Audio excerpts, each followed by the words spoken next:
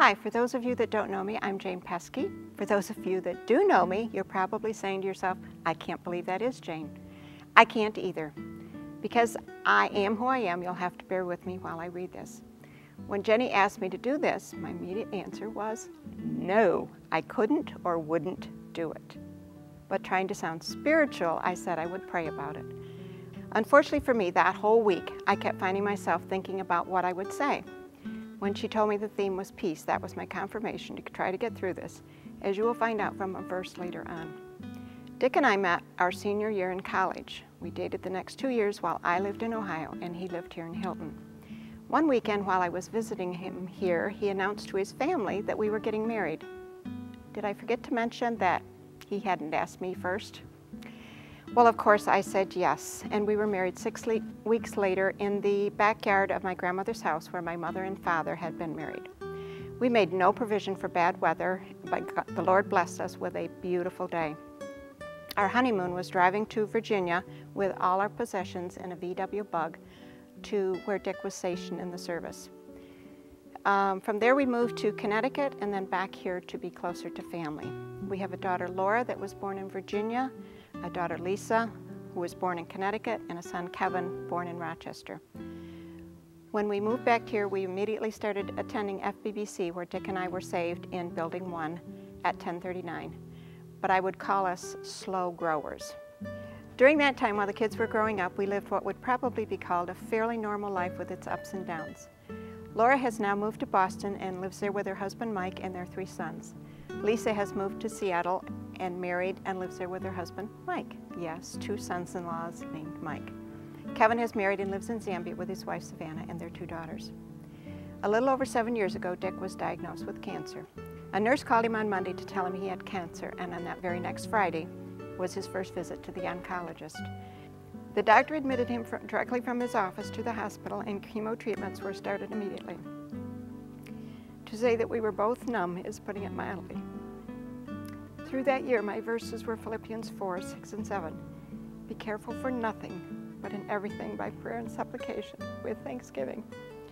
Let your requests be made known unto God. And the peace of God, which passeth all understanding, shall keep your hearts and minds through Christ Jesus. Years ago, when I was reading that verse, I would wonder about the word careful. You mean I'm not supposed to be I'm not supposed to take my time while I'm doing things? Later, someone told me to look at it as being full of care for nothing or not worrying, and that made a lot more sense to me. Now, being human, I must admit that my prayers often lack thanksgiving, but I still was able to obtain that peace. I would say that over that year, Dick was probably in the hospital about 1/3 of the time. Often as I was driving home from the hospital, I had 2 things on my mind. Dick always admonished me to watch out for deer on the parkway, and then I would think of a friend who had gone through similar circumstances, and that would lift me up. I encourage you to find that person who can do that for you when you are going through a trial. She didn't even know how she was helping me, but her example in the past was there for me to follow. There was also another friend who told me to let her know when I was struggling, so I would send her an email and just say pray, and I knew she would. There was also a song I played that talked about asking God for the strength to get through today. Yesterday is gone. Tomorrow may never come, but I have today. Looking back over my life, I can see how God has been preparing me for all of this. My grandmother was a widow for a long time. A very close aunt was a widow for a long time. My own mother was a widow for a long time.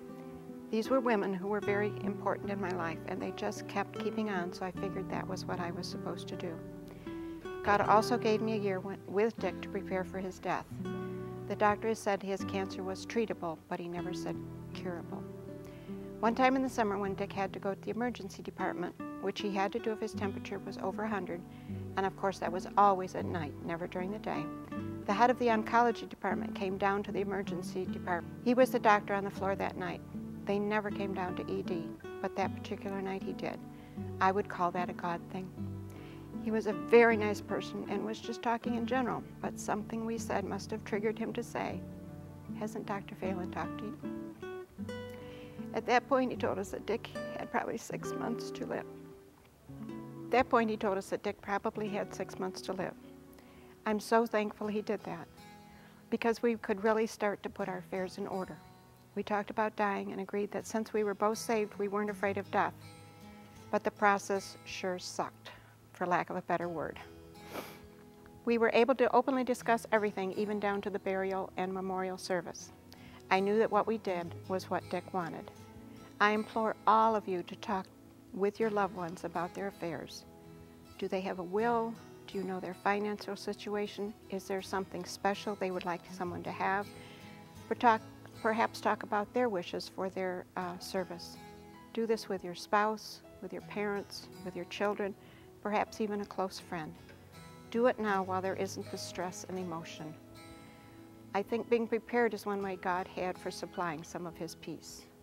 Believe me, even with all this in place, I was a functioning robot for quite a while. But through all of this, I had God's peace.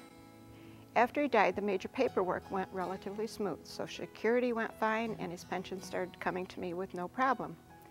Something I didn't know was I was entitled to continue receiving commissions from insurance he had sold from companies other than Prudential. This is where the fun began. Some wanted one type of paperwork, others wanted something totally different, another wanted me to go to probate. The money was a very small amount, and it wasn't worth going to probate. I can remember one night just crying out to God, I don't want to do this anymore. What a relief I felt after that, because God assured me He was still in control. He is so in control that after 6 years, the bank is still accepting checks in Dick's name, since the insurance company wouldn't change it.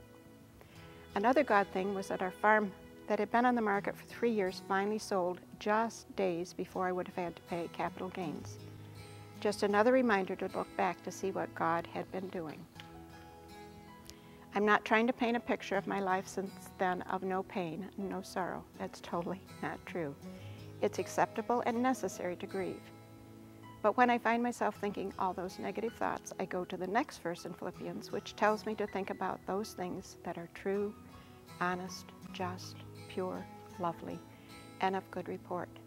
There have been many times I've had to make a conscious effort to do this, to make myself turn from the negative to the positive. It takes work, but it can be done. My hardest times were when I came home from some event and was thinking about what I would tell Dick. He always wanted to hear all the details, who was there, what they were wearing, blah, blah, blah. Then I remembered he wasn't there, but God was still there.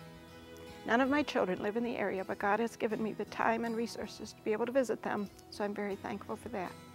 He's also given me an adopted family, the Jalowicks. How many of you know that our relationship goes back 15 years when Jan was our daughter in one of the Christmas plays? God was even preparing me then. They're leaving soon too, so now I'm wondering what God has in store for me next. If anyone would like to join me for Tea and Tears, I'd be glad to chat with you.